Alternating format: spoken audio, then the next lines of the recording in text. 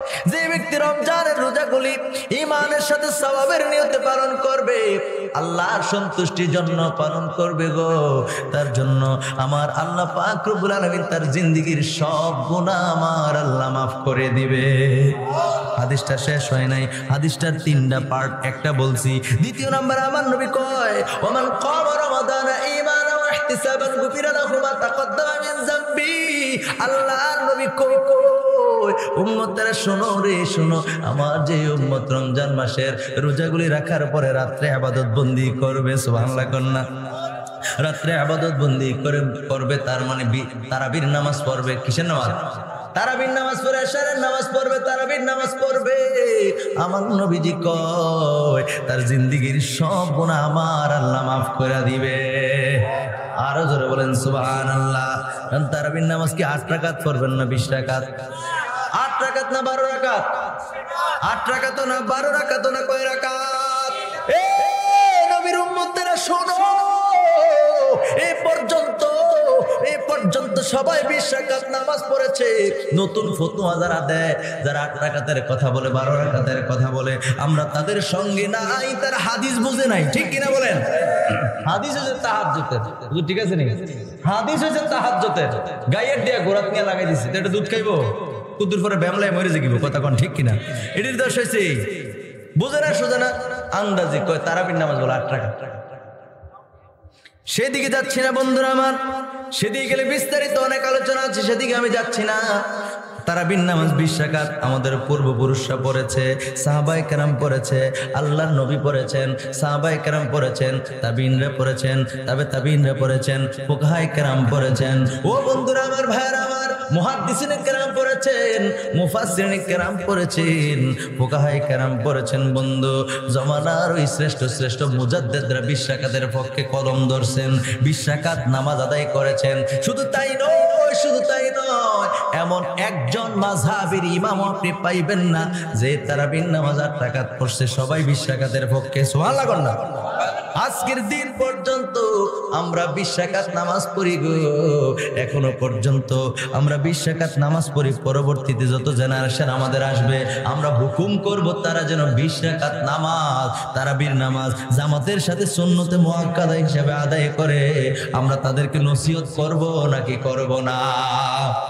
8 রাকাতের পক্ষে নাই, কথা কোন ঠিক কিনা?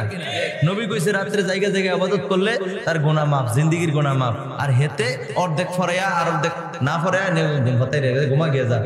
নাউজুবিল্লাহ কর। এরা আমাদের বন্ধু না, এরা আমাদের দুশমন, এরা আমাদের শত্রু। নাই তো নামাজ অর্ধেক কমাইলিত না, কথা কোন ঠিক কিনা? ভাইরা আমার, বন্ধুরা আমার, রাগ করতেছে। এরপর আল্লাহ নবী 3 নাম্বার নবীজি বললেন, ওমান কামা লাইলাতুল কদরি ঈমানান ওয়া ইহতিসাবান গুফিরা লাহু মা তাকদ্দামা মিন যামবি। বুখারী শরীফের মধ্যে হাদিস খানা আসছে, মুসলিম শরীফের মধ্যে হাদিস খানা আসছে। আমার নবী কই, উম্মতেরা শোনো রে, শোনো শোনো শোনো, আমি নবী জানায়া গেলাম এই রমজান মাসের মধ্যে লাইলাতুল কদর, এই লাইলাতুল কদরের রজনীতে যে ব্যক্তি জায়গা জায়গা ওই রাত্রে ইবাদত বন্দি করবে গো, আমার আল্লাহ পাক রব্বুল আলামিন তার জিন্দেগীর সব গুনাহ মাফ করে দিবে। 3টা পার্টে নবীজি কেন বললেন খেয়াল করেন। 1 নম্বরে রোজার কথা বললেন, রোজা যদি আমাদের ত্রুটি হয়ে যায়, আরেকটা অপশন আছে, সেটা হলো তারাবিও যদি ত্রুটি হয়ে যায়, আল্লাহ নবী কয় কদরের নামাজের, কদরের রাত্রে ইবাদত করো, কদরের রাত্রে ইবাদত করো। এই কদরের রাত্রে যদি ইবাদত বন্দি করতে পারি গো, আল্লাহ নবীর বুখারী শরীফের হাদিস শরীফ দ্বারা বুঝতে পারলাম তার জিন্দেগীর সব গুনাহ আমার আল্লাহ মাফ কইরা দিবে। নারে তাকবীর, নারে রিসালাত। আল্লাহ আমাদেরকে ওই রমজান মাসের রোজাগুলি রাখার তৌফিক দান করুক, আমিন। কেন কেন কেন পালন করবো? যে কবরে ভালো থাকার জন্য। কবর যার সুন্দর হবে গো, আল্লাহর নবী কয় কবরে যার সুন্দর আচরণ হবে তার জন্য পরকালের ওই হাসরের ময়দান সহজ হয়ে যাবে। জোরে কোন সুবহানাল্লাহ। ভাইরা আমার, বন্ধুরা আমার, এই জন্য পরকালের বাড়িটার সাজানোর জন্য আমরা দুনিয়ার জিন্দেগিতে একটু ইবাদত বন্দি করব, আল্লাহর একটু ডাকাডাকি করব। সারা জীবন যদি আপনি ইবাদত করেন, সারা জীবন যদি আপনি অন্যায় করেন, সারা জীবন যদি আপনি আল্লাহর হক যদি নষ্ট করেন, এই রমজান মাস উম্মতের জন্য, উম্মতে মুহাম্মাদের জন্য বিশেষ একটা রাত। জোরে জোরে কোন সুবহানাল্লাহ। এই রমজান মাসে এই যে কোরআনের খেদমত কারিয়ানা সেন্টার গুলোতে পড়ায়, আমরা চেষ্টা করব, এটার কোনো বয়স নাই, বয়সের কোনো লিমিটেশন নাই। আছে কথা কোন আছে নাকি? বয়সের কোনো লিমিটেশন নাই। কেডায় সুন্নি, কেডায় ওহাবি, কেডায় কালা, কেডায় ধলা, কেডায় কার টাকা আছে, কার টাকা কম, কে বড় লোক, কে ছোট লোক, কে আওয়ামী লীগ করে, কে বিএনপি করে, কার বয়স 50, কার বয়স 20, 10, এইগুলা কেউ দেখে না। তারা দেখে কোরআনকে শিখতে আসে। কারিয়ানা কেন্দ্রে কি শুধু সুন্নিরা পড়ান? সবার পড়ান না তো? এটাই তো কইতেছি, কার টাকা কম, কার বেশি, কে সুন্দর, কে অসুন্দর, কে লম্বা, কে খাড়ো, কে আওয়ামী লীগ করে, কে বিএনপি করে, এগুলো কি দেখানো হয়? যে কোরআন শিখতে চায় তার জন্যই দরজা ওপেন। ঠিক কিনা বলে? আল্লাহর নবী কই হাসরের ময়দানে, এই যে রমজানের কথা এতক্ষণ বললাম, এই রমজানের রোজা আল্লাহর দরবারে সুপারিশ করবে। সুবহানাল্লাহ কোন? রমজানের রোজা আল্লাহর দরবারে সুপারিশ করবে, কোরআন আল্লাহর দরবারে সুপারিশ করবে। আপনি আমি যখন আটকায় যাব, ওই কোরআন গিয়া বলবে আল্লাহ, আল্লাহ ওই রমজান গিয়ে, আগে রোজার কথা বলছেন, ওই রমজান গিয়ে আল্লাহর কাছে বলবে, আল্লাহ গো, তোমার এই বান্দা তোমার বয়ে শুধু তোমার নৈকট্য লাভের জন্য রোজা পালন করছে। আমি রোজারে বড় ইজ্জত করেছি, রোজা পালন করেছে। সুবহানাল্লাহ কোন? রোজা পালন করেছে। আল্লাহ দিনের বেলা খায় নাই, স্ত্রীর সাথে মেলামেশা করে নাই, স্ত্রীর সাথে সহবাস করে নাই, অর্থাৎ পঞ্চ ইন্দ্রিয় তৃপ্তি থেকেও সে দূরে রয়েছে।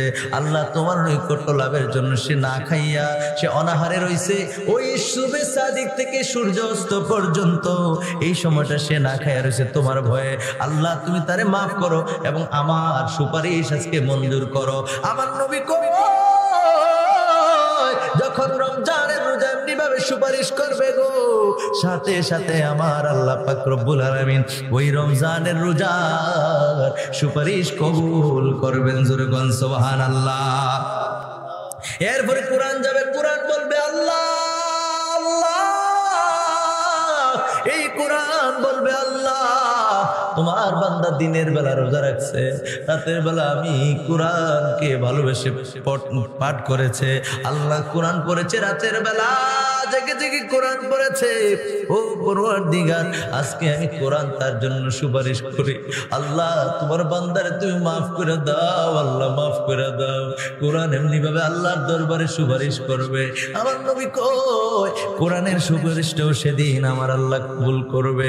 আমার আল্লাহ কোরআনের সুপারিশ কবুল কইরা, ওই রোজার সুপারিশ কবুল কইরা বান্দারে ডাইরেক্ট জান্নাতে প্রবেশ করায়া দিবে।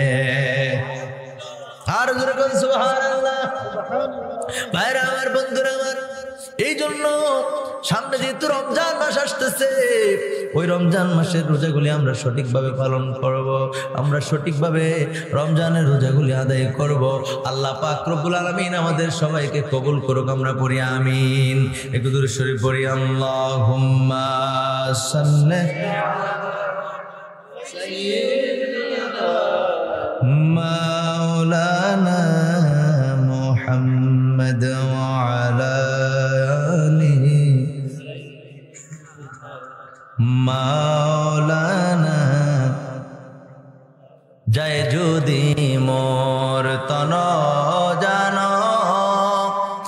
এতে নাই মোর ভাবনা, যতদিন থাকবে প্রাণ, যতদিন থাকবে প্রাণ, দয়াল নবীকে ভুলব না।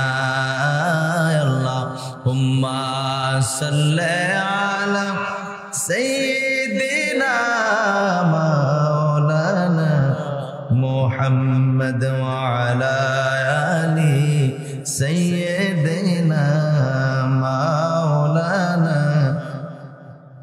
আমার ভাইয়েরা, আমার বন্ধুরা, এতক্ষণ পর্যন্ত যে হাদিসটা বললাম, এই হাদিসটা মিশকাত শরীফের 173 পৃষ্ঠার মধ্যে রয়েছে। বন্ধুরা আমার, ভাইয়েরা আমার, কোরআনের সুপারিশ সেদিন কবুল করা হবে। ওই সাওম রোজার সুপারিশটা আমার আল্লাহ কবুল করবে। জোরে জোরে কোন সুবহানাল্লাহ। বন্ধুরা আমার, ভাইয়েরা আমার, হাদিস শরীফের মধ্যে এসেছে আল্লাহ নবী কয় আদম সন্তানের রমজান মাসে আদম সন্তানের প্রতিটা নেক আমল 10 গুণ থেকে 700 গুণ পর্যন্ত বর্ধিত করা হবে। সুবহানাল্লাহ। আবু হুরায়রা রাদিয়াল্লাহু তাআলা হাদিস কানে বর্ণনা করেছেন, তিনি বলতেছেন ক্বালা রাসূলুল্লাহ সাল্লাল্লাহু আলাইহি ওয়াসাল্লাম কুল্লু আমালিন ইবনে আদম ইউদাআফুল হাসানাতু বিআশরি আমসালিহা ইলা 70 মিআতি দিআফিন। জোরে জোরে কোন সুবহানাল্লাহ। তিনি বলতেছেন আদম সন্তানের প্রতিটা নেক আমল 10 গুণ থেকে 700 গুণ পর্যন্ত বর্ধিত করা হবে, 10 গুণ থেকে 700 গুণ পর্যন্ত বাড়িয়ে দেওয়া হবে। এরপরে আল্লাহ পাক রব্বুল আলামিন বলেন ক্বালাল্লাহু তাআলা ইল্লাস সাওম। আল্লাহ কয়, আল্লাহ নবী কয়, আমার আল্লাহ বলতেছেন, নবীজির হাদিসে পাওয়া গেছে, নবীজি কইতেছে আল্লাহ কয়। কে কয়? আল্লাহ কয় ইল্লাস সাওম, কিন্তু রমজানের রোজা ব্যতীত। সুবহানাল্লাহ কন না। অর্থাৎ আদম সন্তানের প্রতিটা আমল 10 গুণ থেকে 700 গুণ পর্যন্ত আল্লাহ এমনি বাড়ায় থাকে। কিন্তু আল্লাহ বলেন ইল্লাস সাওম, রমজানের রোজা ছাড়া। জোরে কোন সুবহানাল্লাহ। অর্থাৎ রমজান মাসে আমার আল্লাহ পাক রব্বুল আলামিন এই সওয়াব আরো বাড়ায় দেয়। এই কথাটা আমার আল্লাহ পাক রব্বুল আলামিন বললেন। এরপরে আল্লাহ বলছেন ফা ইন্নাহু লি ওয়া আনা আজজি বিহি ইয়াদউ শাহাওয়াত। জোরে জোরে কোন সুবহানাল্লাহ। আল্লাহ নবী কয় হে আমার উম্মতরা শোনো শোনো শোনো, কেননা আমার আল্লাহ কয় আমি আল্লাহ রমজান মাসের ব্যতিক্রম করি আরো বাড়ায় দেই। কেননা আল্লাহ নবী কয়, আল্লাহ জানাই দিয়েছেন, আল্লাহ বলেন আমার বান্দাগুলি একমাত্র আমি আল্লাহ সন্তুষ্টির জন্য রমজান মাসের রোজাগুলি পালন করে। জোরে কোন সুবহানাল্লাহ। রোজা পালন করি কার জন্য? তোমার কথা বলে কার জন্য? আল্লাহর জন্য পালন করি। এই জন্য আল্লাহ পাক রব্বুল আলামিন বলেন রমজান মাসে 10 গুণ থেকে 700 গুণ না, তার চেয়ে আরো বেশি বাড়ায়া দেয়। কেননা এই রমজানের রোজাগুলি বান্দা না খায়া থাকে, আহারে পানাহারে থাকে। ওই সূর্য উদিত থেকে শুরু করে ওই সুবহ সাদিক থেকে সূর্য অস্তমিত পর্যন্ত এই সময়টা বান্দা একটা অপরাধ করে না, আমি আল্লাহর সন্তুষ্টির জন্য। এই জন্য আমি আল্লাহ পাক রব্বুল আলামিন তাকে 700 গুণ পর্যন্ত নয়, 10 গুণ থেকে 700 গুণ পর্যন্ত নয়, তার চেয়ে অনেক অনেক গুণ বাড়ায় দেয়। জোরে কোন সুবহানাল্লাহ। এরপরে আল্লাহ নবী কয় রোজাদারের জন্য 2টা আনন্দের সময়। রোজাদারের জন্য কয়টা আনন্দের সময়? জোরে কোন কয়টা? 2টা আনন্দের সময়। 1 নম্বরে তিনি বলতেছেন ওয়া তুআমাহু ফি আজরি লিস-সাইমি ফারহাতানি। এই যে লিস-সাইমি ফারহাতানি, ফারহাতুন ইনদা ফিতরি ওয়া ফারহাতুন ইনদা লিকাই রাব্বি। আল্লাহু আকবার বলেন না? জোরে বলেন একবার সুবহানাল্লাহ। আল্লাহ নবী দুজানের বাদশা নবী কয় আহারে ইমানদারের জন্য 2টা হলো আনন্দের সময়, রোজাদারের জন্য 2টা হলো আনন্দের সময়। একটা হলো বান্দা যখন ইফতার করে গো, ইফতারের সময় হলো তার আনন্দের সময়। জোরে কোন সুবহানাল্লাহ।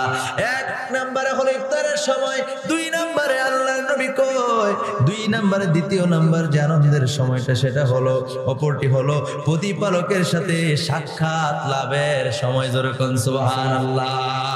আর জোরে কোন সুবহানাল্লাহ। প্রতিদিন যে নামাজ, যে বান্দাগুলো নামাজ পড়ে তারা নামাজের মাধ্যমে আল্লাহর সাথে কথা বলে। কথা কোন ঠিক কিনা? কথা বলেনি? কথা বলেনি? কেউ যদি আল্লাহর সাথে কথা বলতে চান তাহলে কোরআন শরীফ পড়তে বসে যান। এই কোরআনের কথাগুলি কার? কথা কোন কার? যে কোরআন পড়ে সে দুনিয়ার কোনো কিতাব পড়ে না, দুনিয়ার কোনো বই পড়ে না, সে স্বয়ং রবের সঙ্গে কথা বলে। সুবহানাল্লাহ না? রাগ হইতেছেন মনে না? আমার বাস শেষ, তোরা উঠে গেলাম না। আমরা কুমিল্লার সিস্টেম হইলো মাহফিল শেষ, এরপরে তবারুক। সবাই সুন্দরভাবে বসে থাকে আর আমরা হাইন জ্বালায় খাওয়াই দিয়েছে, তো তারা থাকবে দিবা বাইরে গিয়ে ঘুমাও পেটে পালা।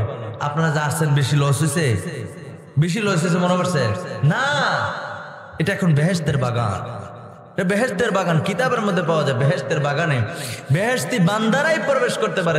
সুবহানাল্লাহ। বেহেশতের মধ্যে কেউ গুনাহ নিয়ে প্রবেশ করতে পারে। এখন আপনাদের গুনাহ নাই। এখন কইবেন যে হুজুর ফতোয়া আবার অনেক হুজুর উল্টাপাল্টা দিতে পারে। আপনি এমন কোন পৃথিবীতে কিতাব নাই যে কিতাব প্রমাণ করতে পারবেন যে বেহেশতের মধ্যে গুনাহ নিয়ে বান্দা ঢুকবো? আছে হুজুর? তাহলে হুজুর এখনো কইতেছেন আপনারা এখন কারো গুনাহ নেই, তাহলে গুনাহ নিয়ে গেলে কই? প্রশ্ন আসেনি? কইতাম নেই প্রশ্ন আসেনি? এই গুনাহগুলো কই গেছে জানেননি? এই গুনাহগুলো কোথাও যায় নাই। আহারে আপনাদের গুনাহগুলি প্যান্ডেলের বাইরে ফেরেশতারা আপনাদের গুনাহগুলি বহন করতেছে। আল্লাহু আকবার। আপনার জীবনে যত আমল, যত বদ আমল আছে গো, যত অপরাধ আছে, আল্লাহর ফেরেশতারা এগুলো এখন বহন করতেছে। আপনি যদি মাহফিলে আইসা আল্লাহর দরবারে কান্নাকাটি করেন, আল্লাহ জীবনে অপরাধ করছি, আল্লাহ মাহফিলে আসছে আমার মনটা নরম হয়ে গেছে, আল্লাহ জীবনে অনেক নামাজ ছাড়ছি, রমজানের রোজা ভাঙছি, আল্লাহ মা বাবারে খাওয়ান দেই নাই, খাবার দেই নাই, আল্লাহ ছোটদেরকে স্নেহ করি নাই, বড়দেরকে শ্রদ্ধা করি নাই, আল্লাহ মিথ্যা বলেছি, জিনা করেছি, অপরাধ করেছি, সুদ খাইছি, ঘুষ খাইছি। আল্লাহ ও পরওয়ারদিগার, এইভাবে যদি একের পর এক আপনি আল্লাহর দরবারে ফরিয়াদ করেন, আল্লাহর দরবারে কান্নাকাটি করেন, আল্লাহর নবীর একটা হাদিস শরীফের মধ্যে পাওয়া যায়, আমার নবী কই পাহাড় পরিমাণ গুনাহ লয়ে যদি বান্দায় আল্লাহর দরবারে মাথাটা নোয়ে দেয়া কান্দে, আল্লাহর নবী কয় ওই চোখের পানি মাছির মাথা তো বেশি বড় না, মাছির মাথা পরিমাণ চোখের পানি যদি ওই চোখের কোণ দিয়া বের হইয়া গাল হইয়া জমিনে পড়ে, জমিনে পড়ার পূর্বে আমার আল্লাহ পাক রব্বুল আলামিন ওই বান্দার জীবনের সব গুনাহ মাফ করে দেয়। এর মনে আপনার এলাকা প্রতিদিনে হয় নাকি? না সুবহানাল্লাহর আওয়াজে কয় আর কি? জোরে কর না সুবহানাল্লাহ। চোখের পানি জমিনে পড়ার পূর্বে আমার আল্লাহ কি করে দেয়? জোরে কর কি করে? গুনাহগুলি মাফ করে দেয়। যদি এগুলো আল্লাহর সাথে হয়, কার সাথে? হক দুই প্রকার, একটা হলো হকুল্লাহ, একটা হলো হকুল ইবাদ। একটা হলো আল্লাহর হক আর একটা হলো বান্দার হক। যদি আপনি আল্লাহর হক নষ্ট করে থাকেন বন্ধু গো, তাহলে এই হকগুলি আল্লাহর সাথে যত অপরাধ করছেন, ওই চোখের পানি জমিনে পড়ার পূর্বে আমার আল্লাহ আপনার জিন্দেগির পাহাড় পরিমাণ অপরাধ আমার আল্লাহ মাফ করে দেয়। আর যদি বলেন আল্লাহ ও পরওয়ারদিগার, নবীজির হাদিস পাইয়া আপনি খুশি হইলেন, আল্লাহ জীবনে নামাজ পড়ছি না, মাফ করে দাও। আল্লাহ কয় মাফ। এই খেয়াল করেন, আল্লাহ জীবনে নামাজ পড়ছি না, মাফ করে দাও। আল্লাহ কয় মাফ।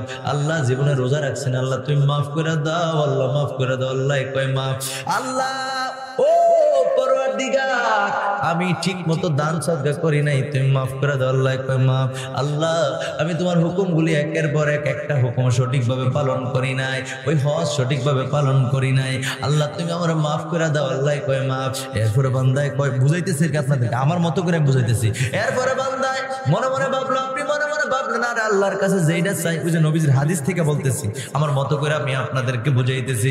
আপনি মনে মনে ভাবলেন আল্লাহর কাছে যেইটা চাই আল্লাহ তুই এটা মাফ করে দেয়। তো আল্লাহ ঠিক আছে, আল্লাহ আমি আমার ভাইয়ের সম্পদ ভাই রেখেছিলাম, আল্লাহ তুই মাফ করে দাও। আল্লাহ কয় আল্লাহু আকবার। মানে আল্লাহর সাথে যত অপরাধ করছেন আপনি কাঁদেন আর আল্লাহর দরবারে দোয়া করেন, আল্লাহ আমার এই অপরাধগুলি মাফ করে দাও। আল্লাহ মাফ করে দিবে। যখনই আপনি ঢুকবেন হকুল ইবাদ, মানে বান্দার হকে যখন ঢুকবেন, আল্লাহ অমুকের সম্পদ মাই রেখেছিলাম, মাফ করে দাও। আল্লাহ কয় না। আল্লাহ অমুকের বিনা দোষে থাপ্পড় দিয়েছিলাম, তুই মাফ করে দাও। আল্লাহ কয় না না না। আল্লাহর কাছে আপনি বললেন, আল্লাহ চাকরি কর থেকে অমুকের চাকরি দিমু কইয়া ঘুষ খাইছে, আল্লাহ তুমি মাফ করে দাও। আল্লাহ কয় না, মাফ হবে না। আল্লাহর কাছে কইছেন, আল্লাহ গো, আল্লাহ আমার মা বাবার খাবার দেই নাই, ঘর থেকে তাড়াইয়া দিছি, আল্লাহ তুমি মাফ করে দাও। আল্লাহ কয় না, এগুলো বান্দার হক। এগুলো কার হক? কার হক? বান্দার হক। এগুলো আল্লাহ মাফ করবে না। আর নচেত দুনিয়ার যত অপরাধ করছেন আপনি, আল্লাহর সঙ্গে যত অপরাধ করছেন, আল্লাহ নবীর হাদিস অনুযায়ী চোখের পানি জমিনে পড়ার পূর্বে পাহাড় পরিমাণ অপরাধ আমার আল্লাহ মাফ কইরা দিবে। আর যখন সুবহানাল্লাহ। এই জন্য বন্ধুরা আমার, ভাইয়েরা আমার, আল্লাহর সঙ্গে যত অপরাধ আছে, আল্লাহর সঙ্গে যত অপরাধ করছেন, এই রমজান মাসের সুযোগ এই তাদের জন্য। চাইলে আপনি কাজে লাগাইতে পারেন, চাইলে আপনি কাজে নাও লাগাইতে পারেন।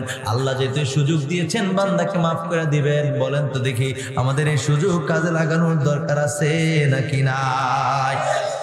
তো আল্লাহর নবী কই রোজাদারের জন্য দুইটা আনন্দের সময়।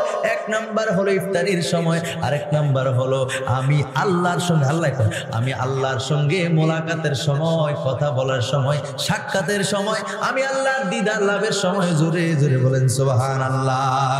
এরপরে একই হাদিস, আমার নবী কই রোজাদার সারাদিন রোজা রাখার কারণে তার জবান দিয়ে, তার মুখ দিয়ে যে পরিমাণ গন্ধ আসে, দুর্গন্ধ বের হয়, আপনি আমি দেখি দুর্গন্ধ, আমার নবী কয় না, এই গন্ধটা আমার আল্লাহ এত ভালোবাসে রে, এত ভালোবাসে, আমার আল্লাহর এটা খুব পছন্দ। জোরে জোরে কোন সুবহানাল্লাহ।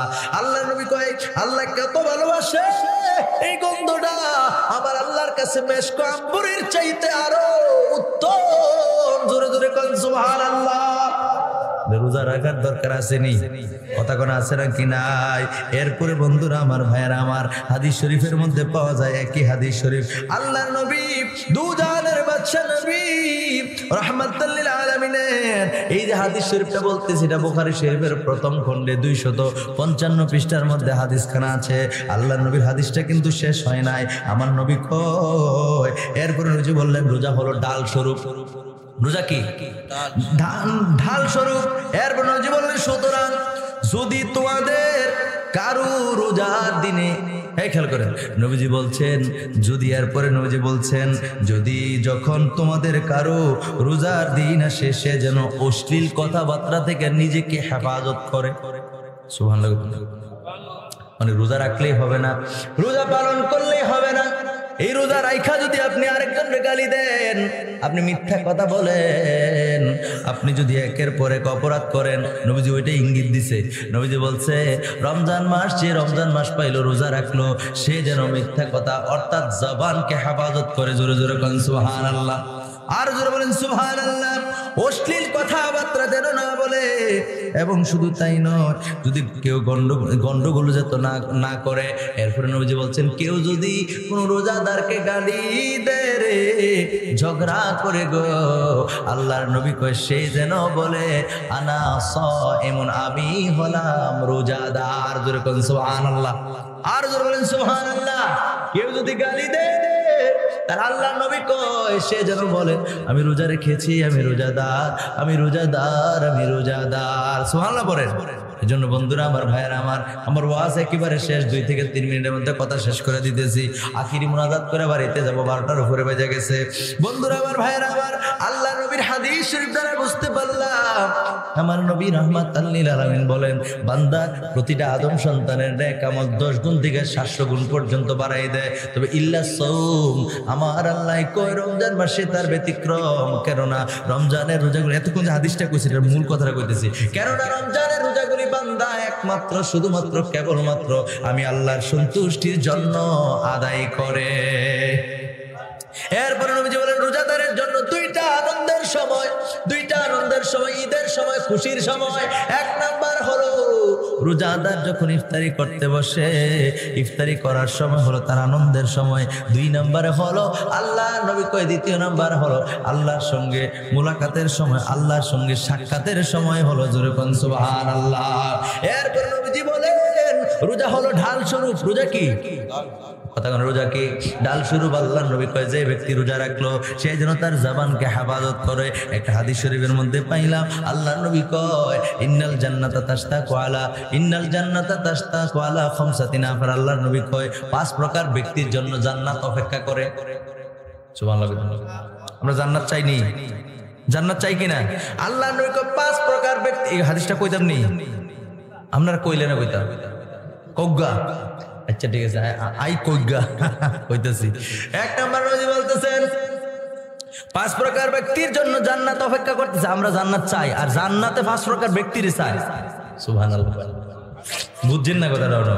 আমরা তো জান্নাত চাই, আর স্বয়ং জান্নাত, নবীদের হাদিস প্রমাণ করে স্বয়ং জান্নাত পাঁচ প্রকার ব্যক্তিকে নেওয়ার জন্য আগ্রহ করে। এক নম্বরে হলো নবীজি বলেন, এক নম্বরে নবীজি বললেন তালিল কোরআন।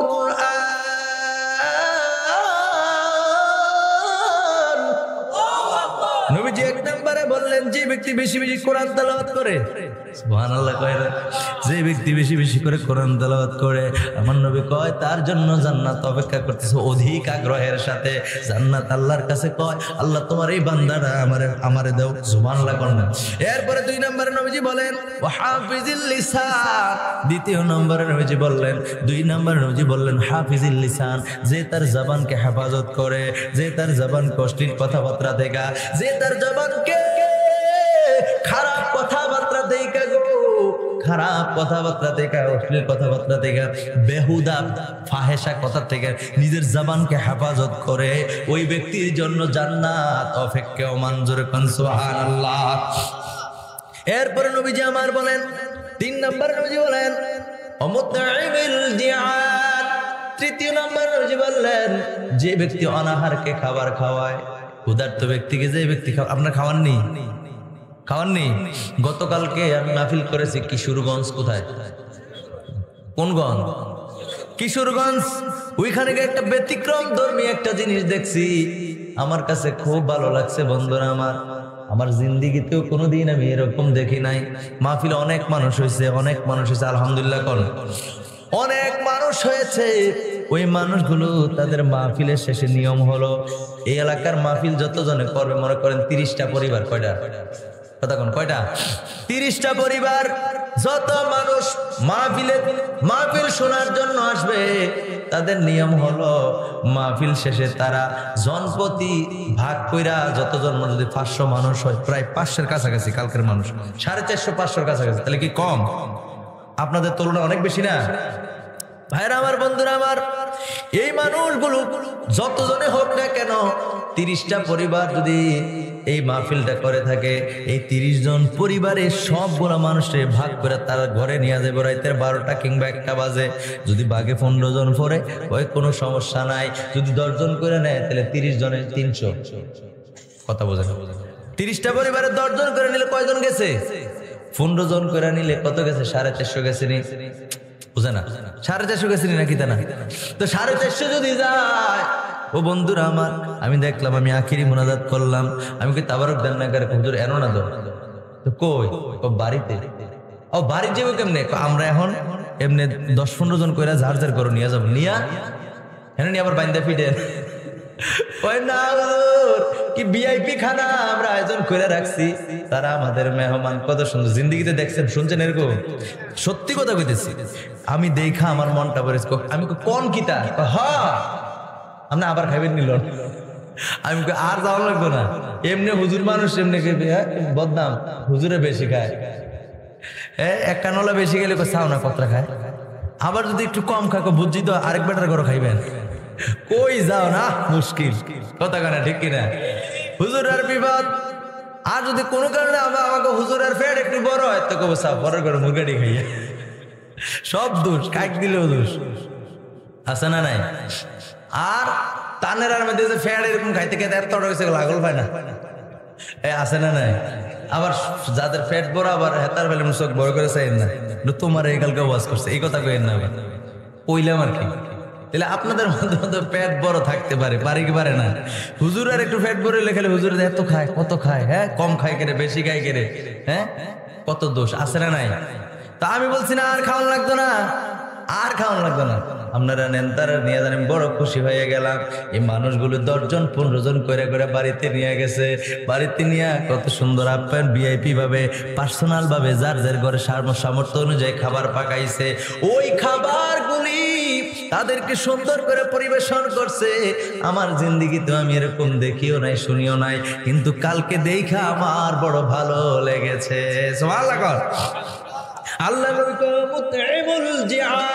যে ব্যক্তি ক্ষুধার্ত ব্যক্তিকে খাবার খাওয়ায়, আল্লাহ যে জান্নাত বানাইছে, ওই জান্নাত তার জন্য অপেক্ষা করতেছে। যেরকম সুবহানাল্লাহ।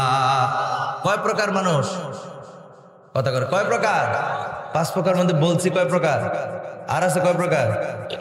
এরপরে নবীজি 4 নম্বরে বলেন ওয়া মুকসিল উরয়ান, নবীজি কয় যুবকেরা কানটা খাড়া করে শোনো, আল্লাহর নবী কয় বস্ত্রহীন ব্যক্তিকে, খাবারহীন ব্যক্তিকে যে ব্যক্তি খাবার দিবে ওই ব্যক্তির জন্য জান্নাত অপেক্ষা করে। জোরে কোন সুবহানাল্লাহ।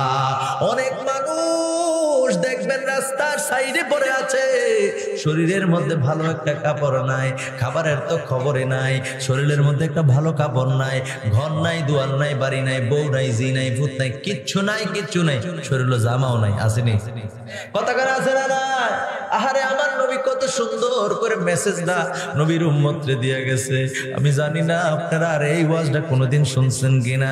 আমি আজকে কুমিল্লা থেকে কত দূর থেকে আসছি, আমি আপনাদেরকে অনুরোধ করে গেলাম এই জান্নাতি ব্যক্তিগুলোর অন্তর্ভুক্ত যেন আল্লাহ আমাদেরকে বানায় নেয়। কোন আমিন। ক্ষুধার্ত ব্যক্তি দেখলে তার প্রতি মায়া করবেন। যদি তার মুখ দিয়া লালা পড়ে, যদি তার নাক দিয়া পানি পড়ে, যদি তার শরীরের মধ্যে ময়লাও থাকে, কোনোদিন ধমক দিবেন না। আপনার ধমকটা আমার আল্লাহ সহ্য করবে না। ঠিক কিনা বলেন?